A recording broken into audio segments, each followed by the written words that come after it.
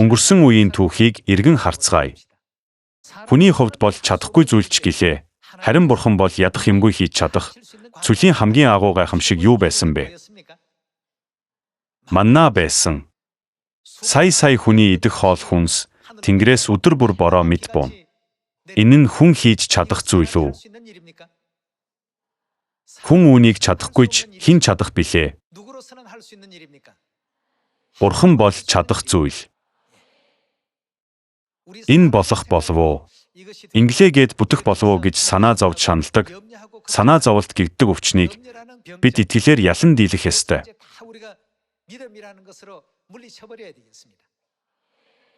Хүн бол чадахгүй. Хүн 40 жилийн турш тэр их хүнсийг тэнгэрт хурааж байгаад Израильчуудын очсон газар бүрт бороо мэд буулгаж чадах уу? Өнөөдөр дээгүүд очлоо гэхэд хоол хүнсийг дээгүүд буулгаад, пусаанд очвол пусаанд буулгаад, Америкт очвол Америкт хоол хүнсийг нь буулгана.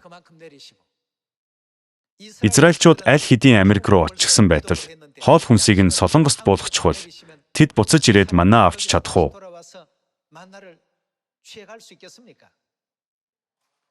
Буулгах газар нь ч тодорхой байдаг. Та бүхэнд энэ нэр бусын гэж санагдахгүй байна уу?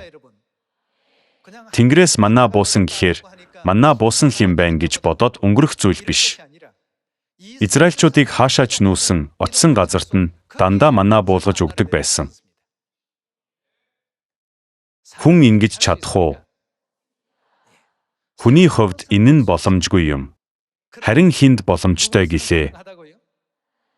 Бурханд бол боломжтой. Тэгвэл дэлхий дахины сайн мэдээ нь Бурхан удирдаж гүйцэлдүүлдэг ажил тул заавал биелэн гэдэгт бид бүхэн итгэх ёстой. Тийм байхаа. Дараа нь Израильчууд Улаан тэнгист тулж ирээд байх үед нь Египтийн цэрэг тэднийг дахин барихаар араас нь нэхэж ирдэг. Фараон хаан удирдаж цэргийн жанжнууд тэрэгт цэргүүдтэйгээ араас нь хөөж ирэхэд Израильчуудын урд Улаан тэнгис замыг нь хааж байлаа. Тэгтэл Бурхан Улаан тэнгисийг яасан билээ? Хуваасан. Хүн Улаан тэнгисийг хувааж чадах уу? Тэнгэрээс манаа буулгаж чадахгүйгээс гадна Улаан тэнгисийг ч хүмүүс бид хувааж чадахгүй. Хүний хувьд боломжгүй ч хүнд боломжтой вэ?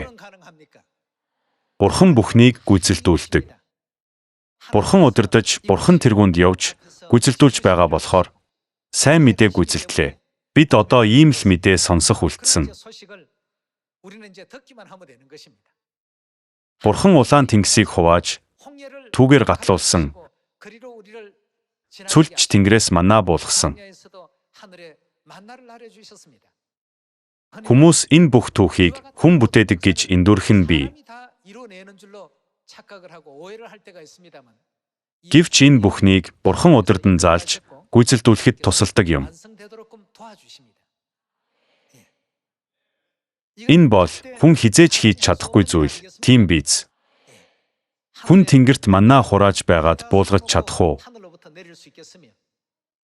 Тэр гүнээс гүн Улаан тэнгисийн усыг хэдэн 10 сая хүн зөөлөөгээд хуурай газар болгож чадах уу? Энэ бол хизээж бүтшгүй зүйл юм. Зөвхөн Бурхан л энэ бүхнийг хийсэн. Гайхалтай өөр бас нэг зүйл байгаа байхаа. Есүс Христ хүн төрлөختний нүглийг үүрч, загалмайд цовдлогдсон амьсгал хураасан. Тэр бидний бүх нүглийн оронд миний нүглийн улмаас загалмайд цовдлогдож, нүглийн золиосын тахил болж амьсгал хураасан юм. Хажуу руугаа жадаар хатгуулж, тоо томшгүй олон ташуурдуулж, өргөс тэтэм зүүн тарчлал дунд нас барсан. Гэвч тэр 3 дахь өдрөө үхэхстээс амилсан юм. Хүн үүнийг чадах уу? Хүний хийж чадшгүй зүйлийг хэн гүйцэтгсэн бэ? Матай 19-р бүлгийг нээцгээе. Матай 19-р бүлгийн 26 дугаар ишлэл. Есүс тэднийг хараад энэ нь хүмүүст боломжгүй. Харин Бурханд бүх юм боломжтой гэж айлдав.